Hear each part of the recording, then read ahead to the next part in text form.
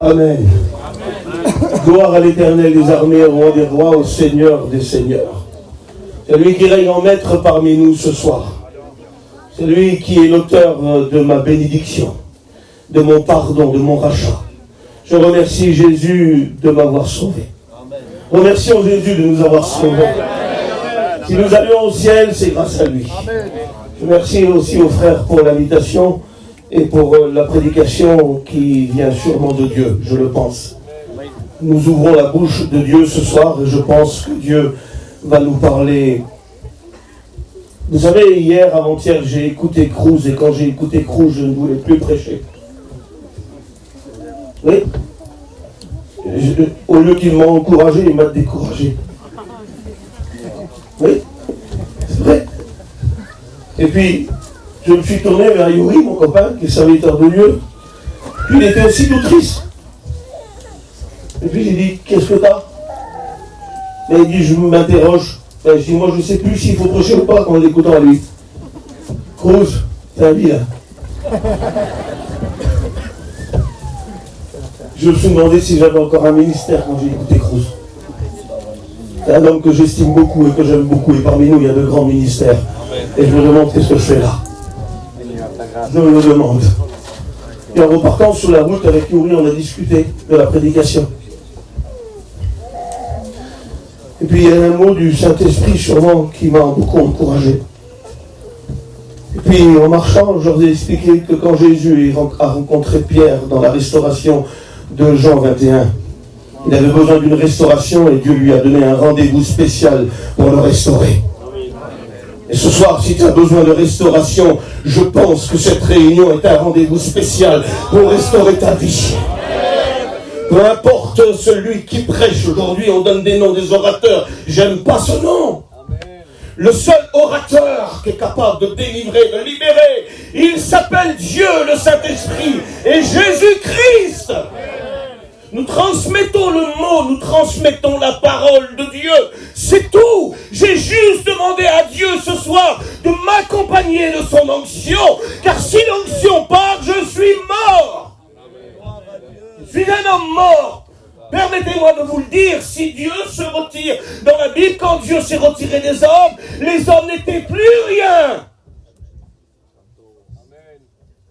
Quand nous avons marché à la restauration de Jean 21, quand Pierre, Jésus lui dit, Pierre, m'aimes-tu? Par 3 fois, il lui dit, oui, je t'aime.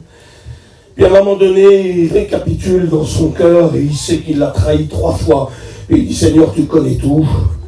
Et Jésus va lui annoncer comment il va mourir. Il dit, Pierre, quand tu étais jeune, quelqu'un te mettait ta ceinture et tu allais où tu voulais. Et quand tu vas vieillir, il dit, c'est des autres qui mettra ta ceinture et tu iras où tu ne voudras pas. Puis en se retournant, il voit l'apôtre Jean arriver. Et puis il lui dit à Jésus, et lui, qu'est-ce qu'il va devenir? Écoutez s'il vous plaît. Et c'est là où je veux en venir, où ça m'a beaucoup encouragé. Parce que Dieu m'a montré aussi que j'avais un ministère qui a été choisi par Dieu. Et nous avons tous des ministères. Peu importe que ça soit, pardonne-moi, je t'aime beaucoup, Cruz, ou ça soit Isaac, ou les plus grands de Vie et Lumière. Mais tous les hommes de Dieu ont un ministère. Amen. Nous prêchons le Christ. Nous prêchons Jésus. Et quand nous avons le mot Jésus dans notre bouche, qu'on soit grand ou petit, accompagné du Saint-Esprit, des vies peuvent être bouleversées, changées, guéries. Amen.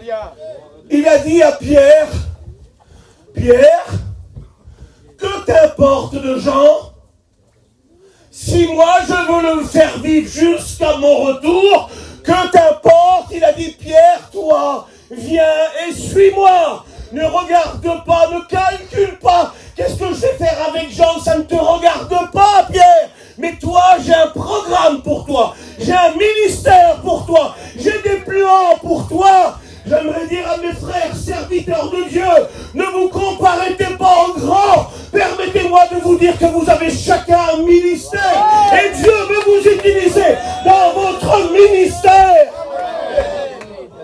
Je voudrais bien prêcher comme mon pote Isaac. Et malheureusement, je ne peux pas. Mais je sais une chose, c'est que dans mon ministère et dans son ministère, j'accomplirai des choses que moi seul je les accomplirai. Et lui, il accomplirait des choses que lui seul les accomplirait. Écoutez, nous ne sommes pas des orgueilleux pour jouer la compétition. Nous sommes là pour apporter le monde de Dieu. Le monde de Dieu. Alors permettez-moi de vous prêcher. Je ne prêcherai pas comme Cruz, mais je prêcherai comme Donald. Je n'essayerai pas d'imiter. Je n'y arriverai pas. Je prêcherai ce que je prêcherai. Je suis venu ici avec un verset. Et puis, c'était pas grand-chose le verset. Pardonnez-moi de dire ça, c'est pas grand-chose un verset. Un verset, c'est tout. Un verset, quand il est accompagné du sel de l'esprit, c'est tout. Et puis, j'ai eu ce verset en venant. Et puis, hier, j'ai eu un autre verset. Donc, ce soir, j'aurai 2 versets. Est-ce que vous permettez que je vous cite 2 versets? 2 versets. Et nous allons les lire ensemble parce que vous savez, la parole de Dieu est puissante. Elle détruit les actions ténébreuses. Amen. Les actions du diable sur les foyers, sur les enfants, sur les familles, elle détruit les actions ténébreuses. Quand une petite maman veut encore y croire, quand un père veut encore y croire, et quand il veut encore et qu'il décide encore de se mettre à genoux dans sa maison, dans son camping, ou dans sa petite voiture au bout d'un champ, Dieu peut encore agir et détruire les actions ténébreuses. La parole de Dieu est puissante, elle détruit l'erreur. La parole de Dieu dit Amen. Écoutez, la parole de Dieu détruit l'erreur. La parole de Dieu détruit les mensonges du diable. Le diable est un menteur et il nous met des poids, des fardeaux, des poids et des fardeaux sur nous. Et quand nous écoutons la parole de Dieu, elle est capable de nous redonner du bon sens pour réaliser que nous avons été trempés par l'ennemi. La parole de Dieu est puissante. Vous savez, dans l'Ancien Testament, il y a 39 livres. 39 livres inspirés de Dieu. De Timothée 3,16, toute écriture est inspirée de Dieu. Dans l'écriture du commencement jusqu'à la fin, de la Genèse à l'Apocalypse, il y a Dieu, il y a Jésus et il y a le Saint-Esprit. Dans toute l'écriture. Et puis dans les 39 livres de l'Ancien Testament, la Genèse jusqu'à Malachie, les 39 livres vont s'arrêter, je crois, hein. Si je fais une erreur, vous me reprendrez, mais je crois que l'Ancien Testament a été écrit dans une période de 1500 ans et 100 ans pour le Nouveau. Ce qui fait 1600 ans en tout. Je crois que c'est ça, c'est ça. Voilà. Et puis, l'Ancien Testament, quand il s'arrête avec Malachie, écoutez s'il vous plaît, il y a une période où Dieu ne parle plus. Où Dieu s'arrête de parler. Et puis ne cherchez pas à faire parler Dieu s'il ne parle plus. Ne cherchez pas à essayer de faire bouger la bouteille s'il y a un fond qui est vide. Dis-lui, je suis vide. N'essaye pas de jouer la bénie ou le béni. S'il n'y a plus rien à l'intérieur de ton cœur, lui, ce qu'il veut, c'est que tu te frappes la poitrine. Parce que quand tu te frappes la poitrine, il remplit de nouveau. Et ceux qui veulent jouer avec Dieu tourneront en rond et ils resteront vides. Et puis quand les hommes ne parlent plus, on veut absolument faire parler Dieu. Absolument. Alors ils vont se mettre à écrire des livres soi-disant inspirés de Dieu. Ils vont écrire les livres des Maccabées qui n'est pas dans la Bible. Et en l'occurrence le Talmud. Et puis le Talmud, à la page 28, il y a quelque chose, une erreur dedans. Et Jésus n'est pas pour les erreurs. Le Saint-Esprit ne travaille pas avec les erreurs. Amen. Nous prêchons avec fierté la vérité. Amen.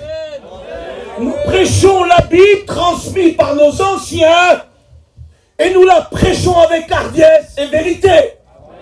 Je suis sûr de ce que je dis ce soir. Amen. Sûr et certain.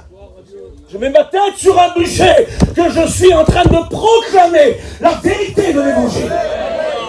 Ici, nous proclamons la vérité de l'évangile. Il n'y a pas de mensonge qui sort de notre bouche. On n'est pas ici en train de chiner pour acheter des âmes. Nous disons la vérité. Et les hommes ont voulu faire parler Dieu. Et puis ils ont écrit quelque chose. Dans la page 28a du Talmud, j'ai pris le temps de regarder. C'est marqué comme ça. C'est marqué que quand quelqu'un meurt, au bout de 3 jours, S'il y a une soi-disant résurrection, c'est entre ces 3 jours qu'elle va se faire. Après 3 jours, il n'est plus possible que l'âme revienne. Et ils ont inculqué cette hérésie, cette erreur. Le Talmud, ils l'ont inculqué au 71 de Jérusalem. Et tout le peuple a été infecté par ces erreurs, soi-disant inspirées du Saint-Esprit, mais pas inspirées de Dieu, pas inspirées du Saint-Esprit, inspirées des pensées de hommes. Et puis vous savez, quand Lazare va mourir, quand Lazare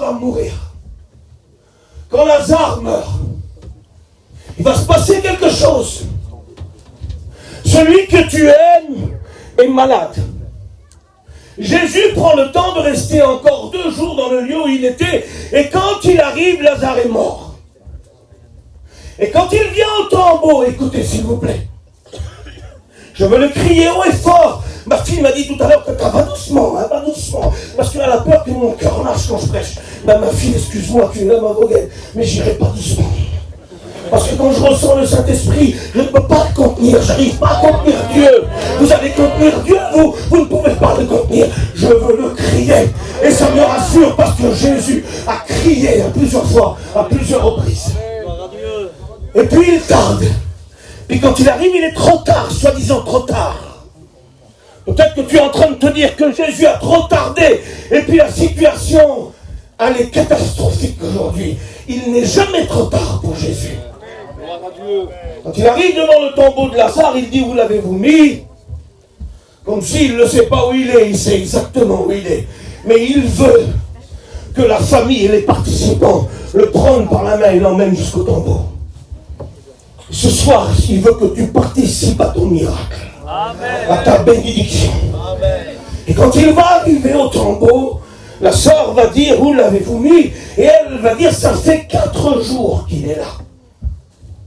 Savez-vous pourquoi qu'il tarde? Il a tardé et qu'il a mis 1 jour de plus. Parce que soi-disant les erreurs du Talmud, au bout de 3 jours, il n'était pas possible de ressusciter un homme. Parce que l'âme s'en allait à tout jamais dans l'éternité. Mais Jésus prend le soin de venir le 4e jour pour détruire les erreurs des hommes et pour leur dire que rien n'est impossible à Dieu.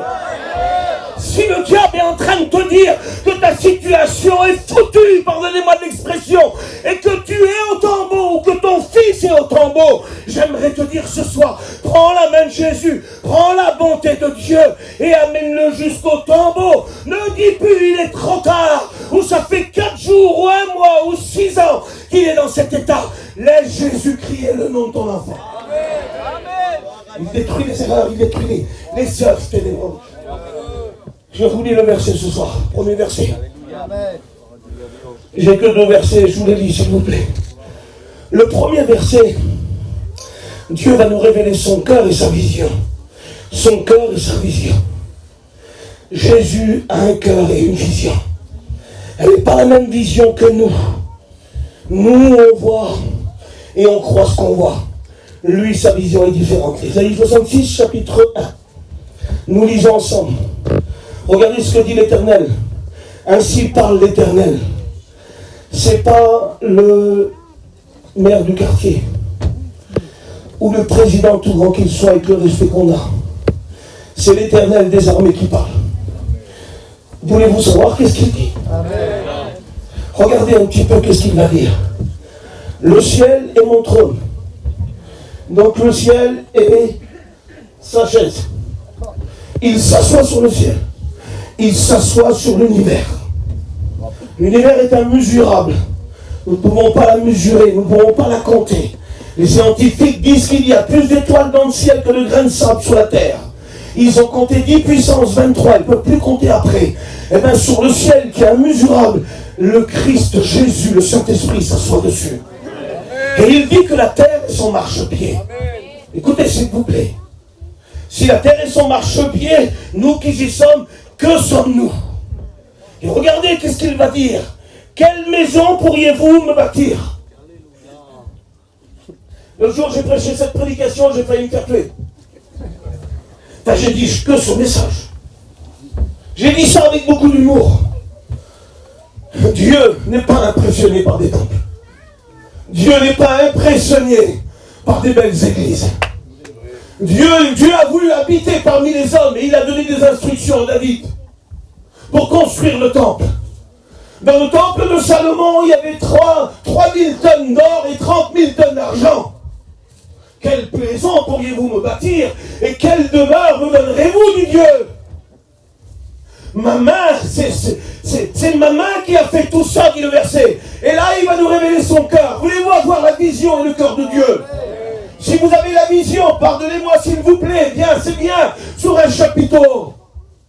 Ça dure 3 mois.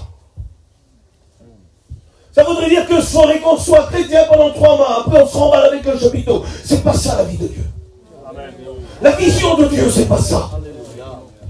Pardonnez-moi s'il vous plaît, nous avons une belle œuvre, et merci Seigneur. Et je suis content pour l'œuvre de Dieu. Plus de 300 églises.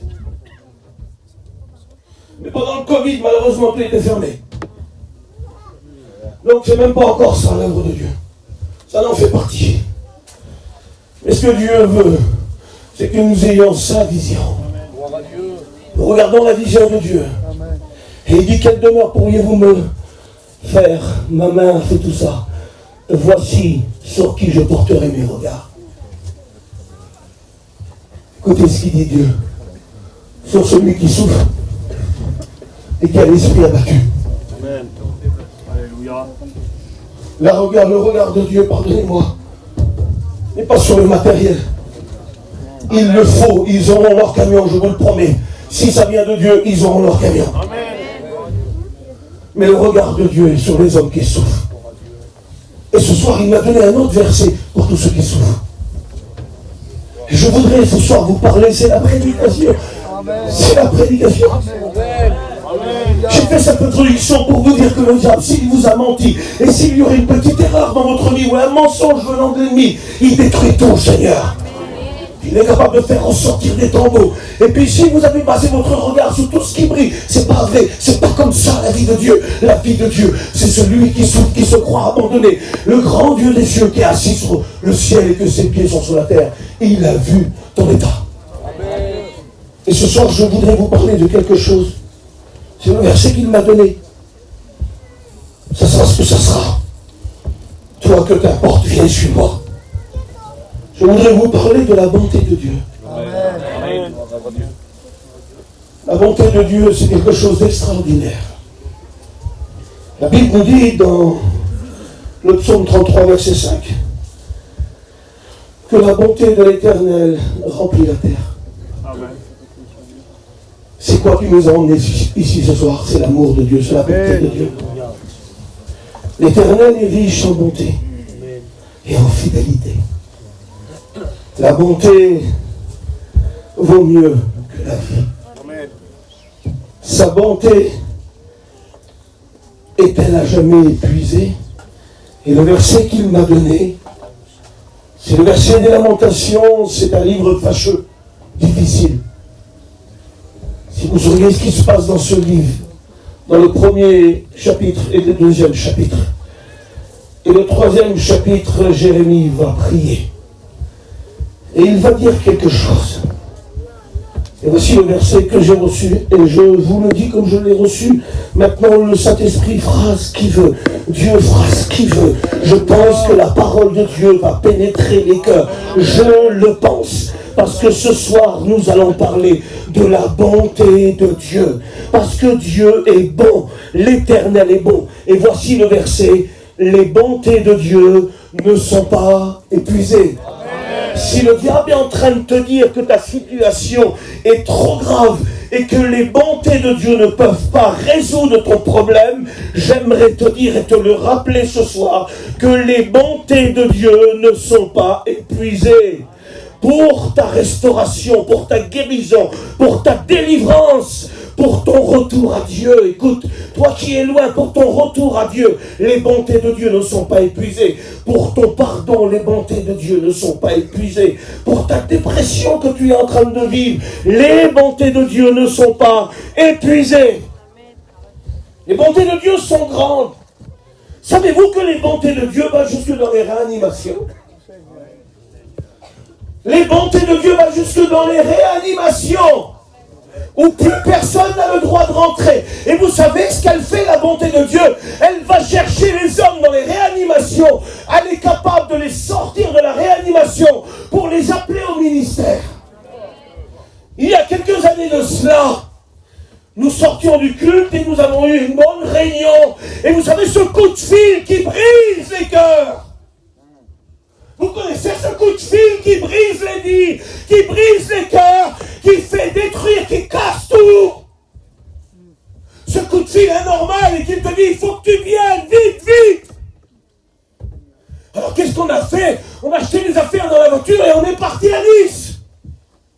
Et quand on est arrivé à Nice, le drame était là. Mon frère Samy, que vous connaissez, m'a fait venir et il a dit, viens vite, le petit, ça va pas.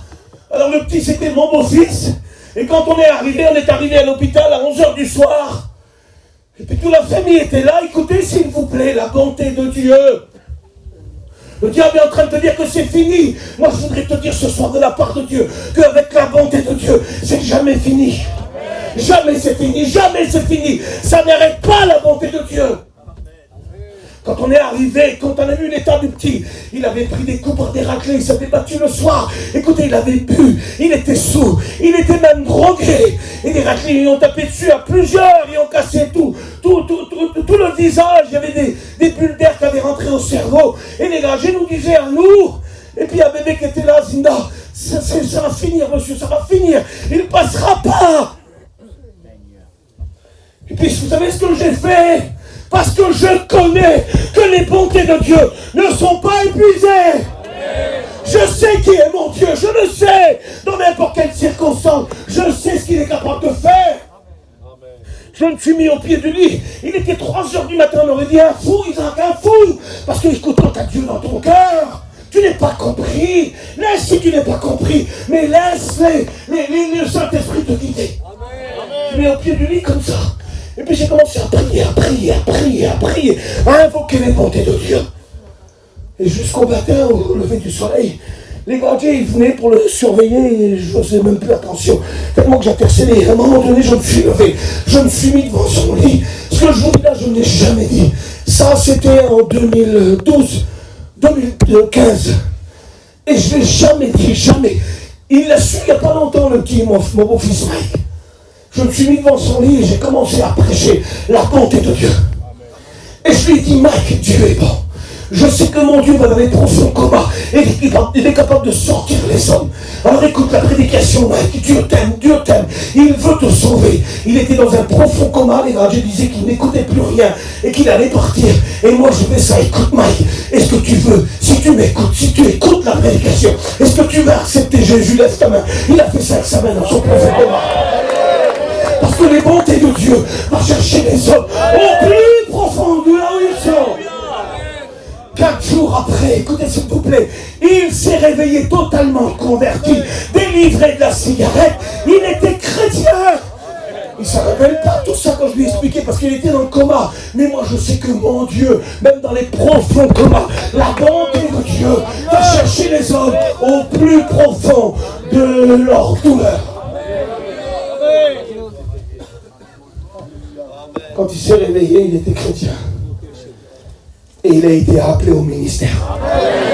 Mike, si tu m'écoutes, je t'aime beaucoup, mon beau-fils. Je t'aime beaucoup, c'est vrai. Et je voudrais te dire, va au ministère, Mike. Ne laisse pas le diable te décourager. C'est vrai que nous souffrons beaucoup pour Gabriel. C'est vrai. Mais il faut y aller, mon Mike. Amen. 2028, normalement, Mike rentre. Parce que les bontés de Dieu en 2015 sont arrivées et étaient le chercher dans les profondeurs de sa misère. Écoutez, un samedi après-midi, on est à... Je ne me rappelle plus où on est. On est chez les Espagnols, chez Tony, là, la grande... La Bellegarde. La Bellegarde. Il y a plein de monde. Je termine la prédication. Et ma femme, elle me fait ça de... Et vous savez, moi j'ai ma Gabrielle. Vous connaissez Gabrielle? Vous savez que Gabrielle est rentrée dans le monde de la télé, elle n'arrive pas à s'en faire sortir, Zina. Et dans le confinement, elle est rentrée, ça a bloqué tout son esprit. Alors elle a tous des traits autistiques. Les gars, j'ai dit, c'est pas qu'elle est autique, mais si on la voyait, vous croyez qu'elle y est, parce qu'elle a tous les traits. Puis on se bat depuis toutes ces années à essayer de la faire sortir. Et puis Moussa, elle me fait ça de loin. Juste après la prédication, je comprends qu'il y a une urgence. Et je comprends que c'est une urgence que Dieu faut qu'il intervienne. Alors je cours dehors. Quand je cours dehors, je vois une petite maman. Tu sais la peine qu'elle m'a fait. Elle a une petite dans une poussette qui est attachée avec un corset. La petite est handicapée, elle est en plus autisme. Et à côté, elle a un petit garçon de 3 ans qui est aussi autiste. Je ne sais plus comment faire dans la situation.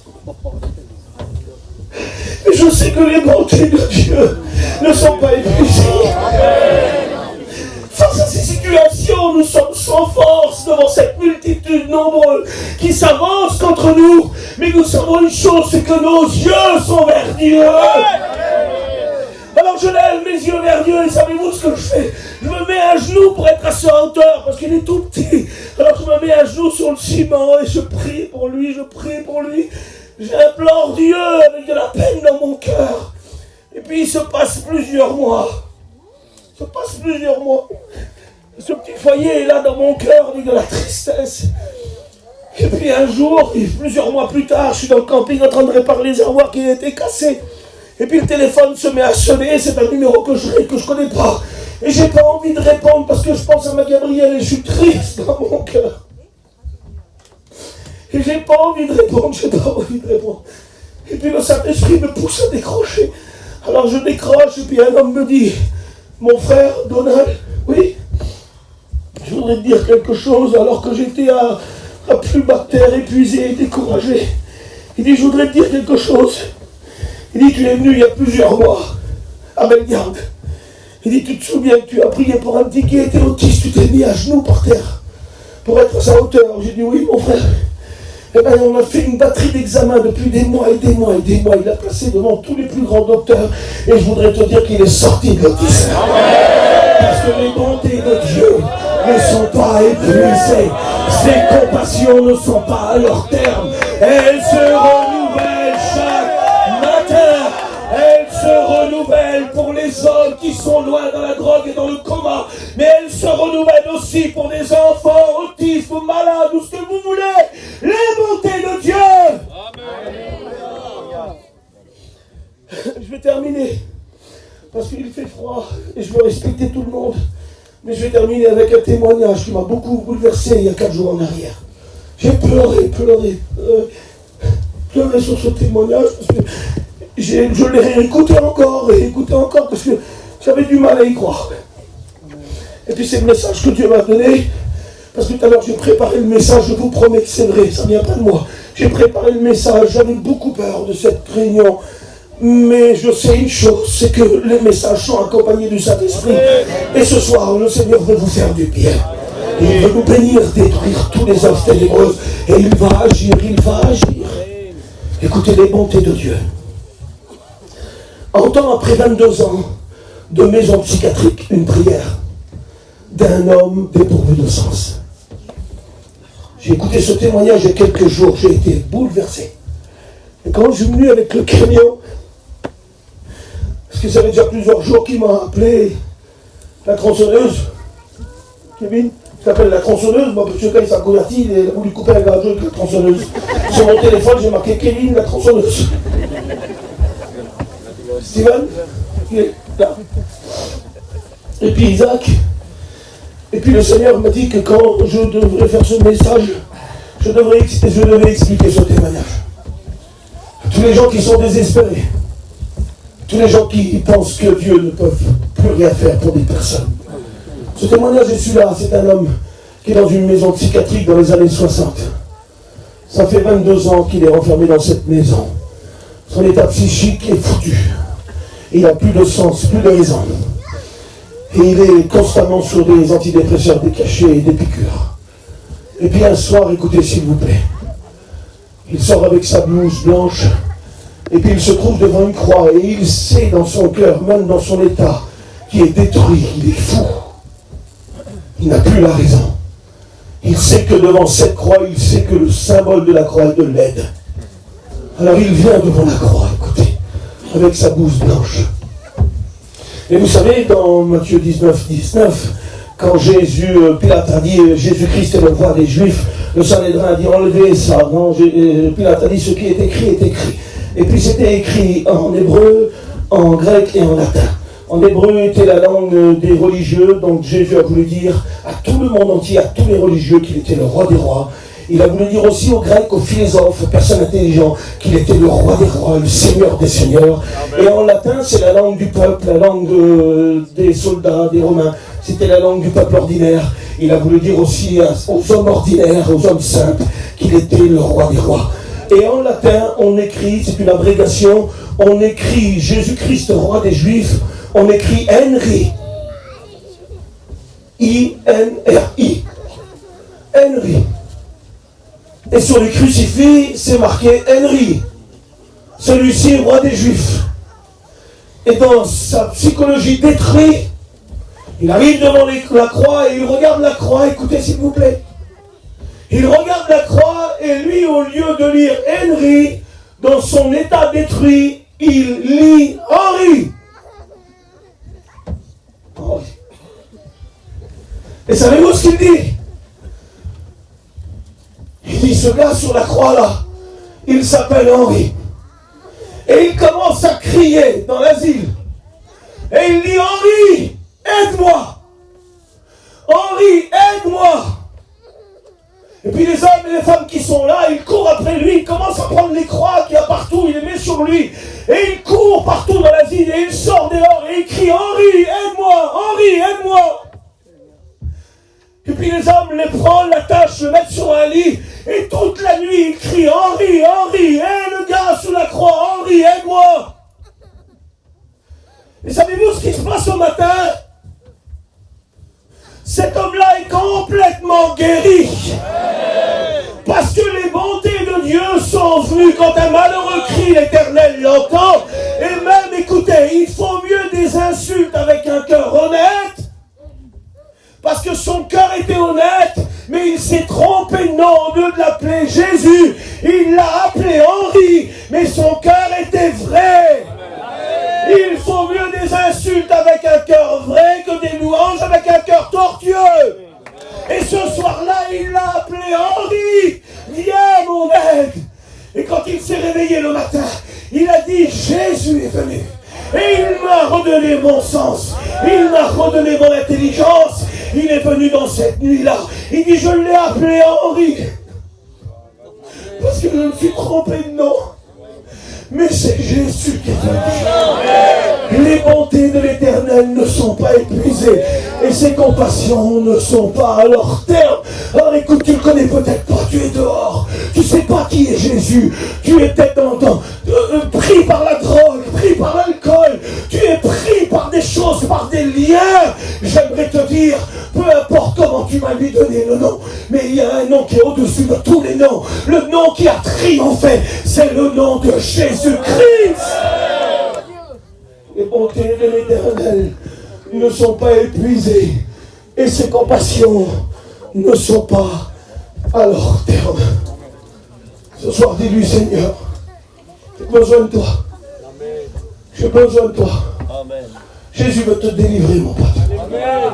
Écoute, il veut te délivrer s'il est capable de redonner la raison. Écoutez, vous savez ce qu'elle dit, les bontés de Dieu. Vous savez ce qu'ils disent, les bontés de Dieu? Écoutez, s'il vous plaît, dans l'évangile de Marc, il y a juste cette précision-là. Dans les autres évangiles, c'est marqué, mais il n'y a pas cette précision. Mais dans l'évangile de Marc, c'est précis que quand le Gadarien, celui qui a été atteint de 6000 démons et qui n'avait plus la raison, qui n'avait plus de vêtements et qui était lié. La Bible dit qu'il est monté sur les montagnes et il s'est mis à crier. Et je sais une psaume, c'est dans le psaume 34, quand un malheureux crie, l'Éternel l'entend. Il y a 21 kilomètres entre Gadara, où Jésus fait la multiplication des pains, mais l'oreille du Seigneur est sensible au cri du malheureux. Lui, il ne regarde pas les demeures, il ne regarde pas les belles habitations, il est attentif au cri des malheureux. Nous l'avons écouté ce soir et il dit à ses disciples, passons de l'autre bord. Quand Jésus est arrivé de notre bord, cet homme qui était sans raison, qui était lié, la Bible dit qu'il l'a délivré, il s'est assis, il l'a revêtu, et dans son bon sens. Amen. Écoutez, les bontés de l'Éternel ne sont pas épuisées. Amen. Ses compassions ne sont pas à leur terme. Écoutez, je voudrais faire ça dans la simplicité, si vous me le permettez. Amen. Ne laisse-toi pas berner par le diable. Si ces jours qui ont passé, tu es venu là et tu as attendu ta réunion, et peut-être que ce soir c'est ta réunion. Amen. Et peut-être que le double message du diable est en train de te dire, non, la situation est trop grave. La situation est trop importante. La situation de Mike était importante. Ça faisait 3 jours, 4 jours qu'il était en coma. Personne ne pouvait aller le chercher. Jésus l'a fait. Amen. La situation avec ces 2 petits-enfants, cette petite maman de 25 ans, avec ces 2 petits-enfants autistes. Pourquoi ça a demandé des mois pour qu'il m'appelle? Parce que les docteurs ont examiné plusieurs tables rondes, mais il est sorti de l'autisme. Parce que les bontés de Dieu ne sont pas épuisées. Cet homme dépourvu de sens, après 22 ans d'asile, il a crié à Jésus. Même s'il n'a pas dit le bon nom, et son cœur était sincère. Et Jésus est descendu. Ta situation, elle commence ce soir. Qui vit une situation dramatique, vous pouvez lever votre main. N'ayez pas honte. Les bontés de Dieu sont encore en route. Elle veut se renouveler pour toi, pour ta situation, pour ta guérison, pour le foyer qui est cassé. Le foyer qui est cassé, brisé. Il y a des enfants qui sont détruits. Écoute, s'il te plaît. Je vais te dire quelque chose. Ne combat plus contre la chair et le sang. Si tu veux combattre les dominations, les autorités, et les livrer publiquement au spectacle, parce que Jésus t'a donné les droits, laisse faire le Seigneur. Qui c'est qui voudrait obtenir une guérison, une maladie incurable? La bonté de Dieu est ici. Amen. Vous l'avez compris. Amen.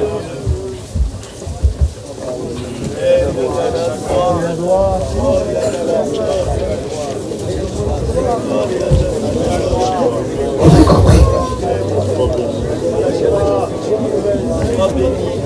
Les bontés de l'Éternel ne sont pas épuisées. La situation te fait croire que c'est épuisé. Dieu t'a dit ce soir qu'il est le Dieu de l'impossible. Ce n'est pas épuisé. La situation n'est pas épuisée. Les bontés, l'amour de Dieu se renouvellent. Il y a la manne fraîche qui va tomber. Elle va tomber, elle arrive. Ce soir, le Seigneur t'a dit qu'il est le Dieu de l'impossible. Qu'il est le Dieu qui peut tout faire. Nous ne voulons pas attirer les gens à une émotion, mais je voudrais que vous croyiez à ce message. De ne plus écouter les mensonges du diable, mais de croire en ce message. Mike Tyson vient chanter un cantique pour rentrer dans la présence de Dieu. La présence de Dieu qui brise les chocs. Nous allons fermer nos yeux. Et ce soir, nous avons besoin de la bonté de Dieu. Vous savez ce que je voulais faire tout à l'heure, mais il faisait trop froid. C'est ce que je voulais faire. J'avais dit à ma Vaughan, j'ai dit Vaughan, on prend Gabriel, break.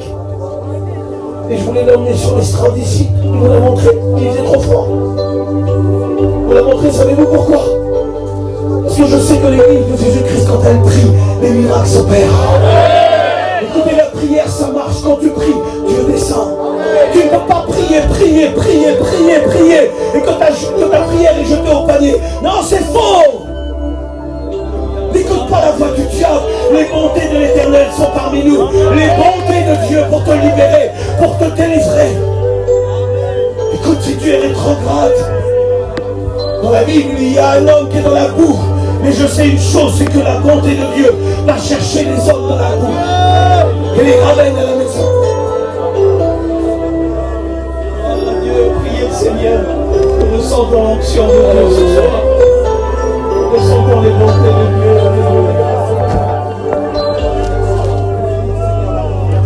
Je me dis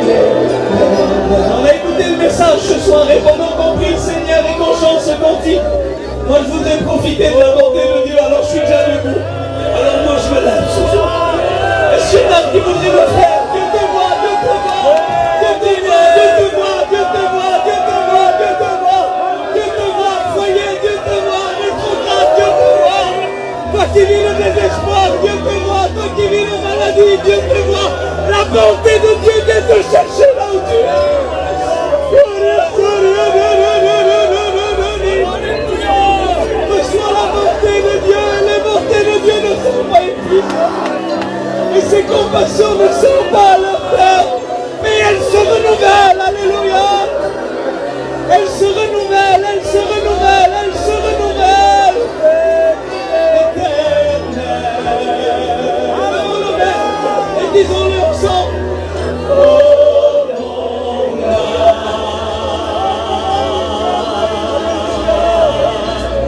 Bénis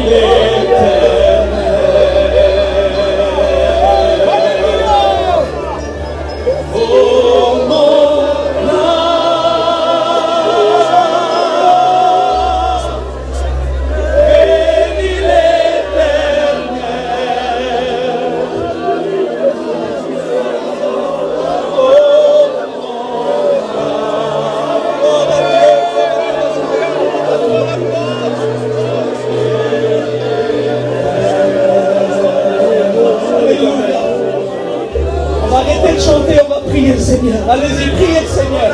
Restez debout, adorez-le, glorifiez-le. Il est digne de louange, digne d'adoration.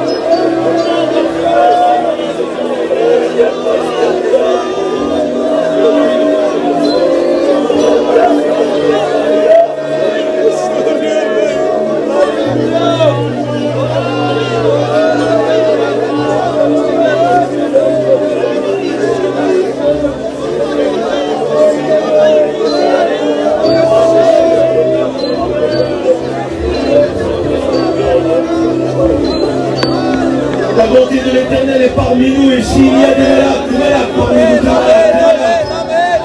allez lever votre main là où vous êtes. Écoutez, vous allez lever votre main là où vous êtes. Parce que la bonté de l'Éternel n'est pas épuisée. J'aimerais dire à tous les malades, écoutez, s'il vous plaît. Vous savez où nous ramène la bonté de Dieu? Il y a un lieu où la bonté de Dieu nous ramène. Quand Moïse a voulu voir la face de l'Éternel, l'Éternel l'a caché dans le rocher. Et il a passé devant Moïse, mais pas de face, de dos. Et c'était une préfiguration de la croix. Gloire à Dieu! Et par ces meurtrissures, Ésaïe 53, nous sommes guéris. La bonté de Dieu nous ramène à Golgotha. Et tous les maladies sont guéries à Golgotha. J'aimerais que les malades se lèvent et qu'ils lèvent leurs mains bien hautes. Les malades, levez-vous et levez vos mains bien hautes. Et nous allons ramener cette maladie à Golgotha, là où il a payé. Nous allons ramener toutes les maladies à Golgotha.